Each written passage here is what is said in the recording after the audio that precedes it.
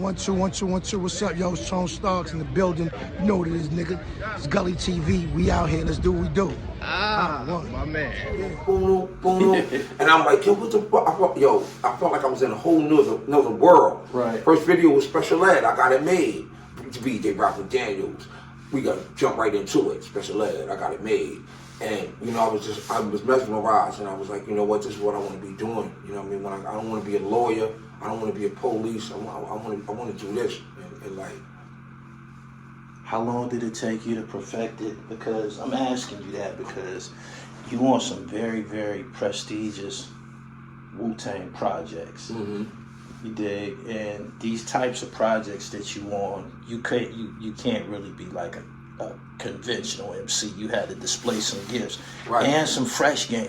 Right. You know what I'm saying? Right. Like, these two guys, I'm speaking of Cappadonna and Ghostface Killah, you gotta have extreme aura to get on the track with them. Right. You know what I mean? And you gotta be fresh from top to bottom. So, Right. What year would you say that you perfected things and you was able to get into that pocket to where you was invited into the Wu Tang Clan circle? I think after I came home, when I came home from up north, you know what I mean? Yeah. Came home from up north and like my first bed was 96. I came home from 96. I got locked up in like 93. You know what I mean? I came home in 96. And when I came home, that's when I really had it down pat. Because I was torturing niggas on the island. Okay. By twos. Yeah. You know what I mean? Because I knew how to do the beat and rap at the same time. Right. You know what I mean? So it's like, you know, I was killing them. And it was like, you know, so when I came home, God rest my cousin Junior, it's crazy, I was just talking about this earlier. My cousin Junior had brought me to Daddy's house. He was like the man behind Daddy's house. He did a lot of Faith Evans, Rough Ends. He did a lot of joints. Yeah. So he brought me to Daddy's house. He was like, yo, I want you to come up here. I'm going to try to see if I can get you a situation up here. So, nonetheless, Puff had walked through. And when Puff walked through, Puff was so busy, he couldn't really interact with us. Right. So my cousin was like, don't worry, I'm going to bring you back. I go home. On the way home, I see Kappa. He on the ferry boat. Mm-hmm. I'm like, yo, Cap, what's up? He's like, yo, ain't nothing, what you doing? I was like, ain't nothing. He's like, writing them rhymes, right? I was like, yeah. He's like, you don't need hear something. I had the whole bottom floor of the ferry open. They like, yo, this dude is nice. Yo, who is this? Yeah. He's like, yo, I'm going to the mansion right now. I'm like, the mansion? What the fuck is the mansion? He's like, the Wu mansion. It was in Jersey back then. Yeah. Right? Okay. He was like, I'm going to the Wu mansion right now. You want to come with me? I was like, all right, I guess so. And he brought me there, and True Master was there. He threw the Pillage on, and we did the Pillage right then and there. You know what I mean? And it was like, you know, it's like I kind of sparked it. You know what I mean? And it was like, you know, Cat was like, yo, damn, man. I'm saying, you know, shit is raw. Right. And it was like, you know, I murdered it. You know what I mean? You know, as far as Ghost Project, the Supreme Clientele joint, it was like, you know, it was just a whole. It was like probably like 30 dudes in the studio, and RZA and Ghost was at the board, at the motherboard, the big time board, and you know, they was just playing beats. Everybody was in there, mad people doing their own thing, niggas smoking, rolling out, vibing on the phone, playing chess, all kinds of shit. But I was on the sideline, not even fucking with niggas. I'm just listening to the beats, right, trying to stay in tune, because I want to know, you know, I want to hear, see if I hear something that Ghost is like, nah, I ain't fucking with that. Then I could go back behind him and be like, yo, Rob, what's up with that beat? I want that beat. Yeah. So it was like, you know what I mean? He played Struck with Death. And then. Ghost was like, no. I'm like, wait, what? Y'all niggas is crazy or something? What you talking about? Right. That's fire. Right. So RZA's like, really liking it and shit? I'm like, yeah. He's like, all right, I'm going to set you up in the booth. See if you could come up with something. Yeah. So they had two booths. They had a vocal booth and they had a band booth. He put me in the band booth. Because it was like, you know, for the band. Yeah, a lot of spaces. Right. Yeah. So he's like, yo, just stay in here, see if you can write something. Yo, Gully, I promise you, alhamdulillah on my kids. I was in it for 5 minutes. I came back. So RZA's like, yo, yeah, you couldn't really get into it and shit. It's kind of difficult, right? I said, nah, I'm finished and shit already. He's like, you finished? He's like, nah, man, come on, man. What you mean you finished? I'm like, I'm finished. He's like, all right, cool. I'm going to set you up in the vocal booth. Let's see what you got. Yeah. He threw it on. And Eminem, Solomon Mark for life, $1 million to life, Thug for life, forever I ain't a kid, 89 stick up kid, king of New York, regulate your party.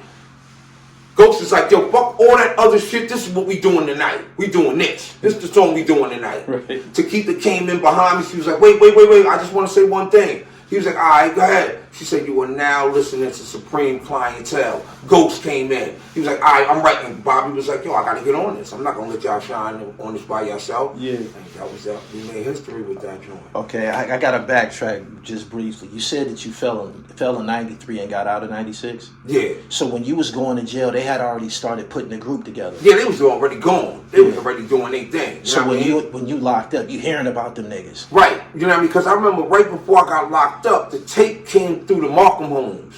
And it was an old white cassette. It was just white. Yeah. You know what I mean? And we was like, what is this? Who is this? But I remember hearing it on the radio. And I didn't really know who was who. Yeah. But what stood out to me the most was Dirty, God rest his soul. Because of his style. Yeah. I never really heard nobody like that before. I was like, yo, he's killing it. His shit sounds dope. And then I knew this other kid named Shakia from New Brighton. Mm-hmm. He had a kind of similar style like that. Right. You know what I mean? And I was like, yo, that's dope right there.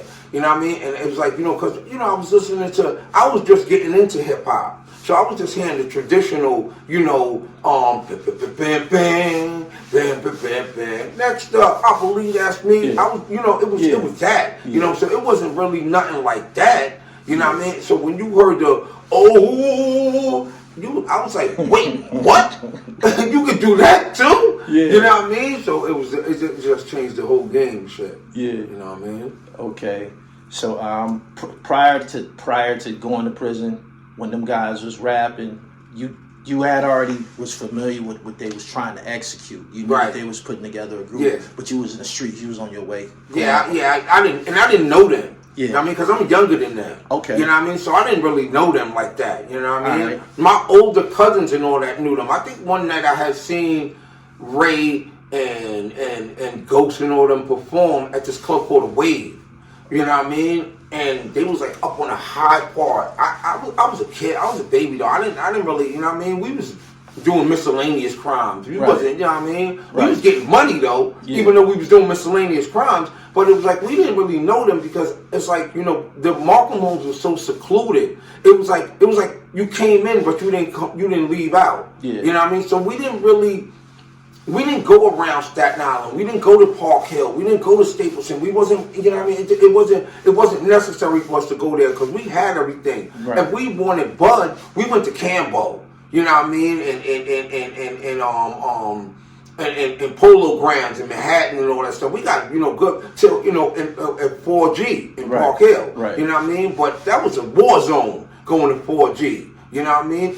Lounging them niggas was robbing you from the gate. You know what I mean? So it's like, you know what I mean? It was like you couldn't really go there. Right. You know what I mean? So, I heard. Right. So it's like, and literally, it was lounge was the nigga robbing you. You know what I mean? So it's like, you can't, I'm like, I don't know these niggas like that. I'm like, I'm not going there for no butt. And I was in a butt head anyway. Right. I'd take 2 pulls and be thinking, fucking the whole fucking hood is after me, man. Yeah.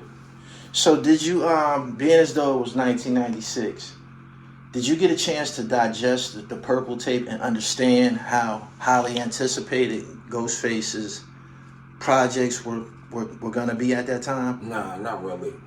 I just was mesmerized by it because it was like, it was so different. It was so, you know what I mean? It was grungy.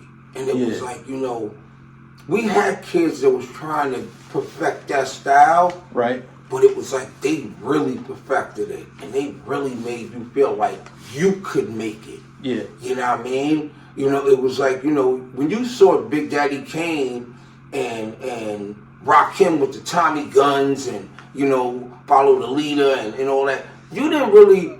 Yo, what up? It's Killer Priest, man. Almighty Wu Tang, right? Gully TV, what's good? Yo, this week's the Lost Cause live and direct from LA out on the west side. Shout out to Gully TV, man. Project Blow the whole crew, man. Love, yo.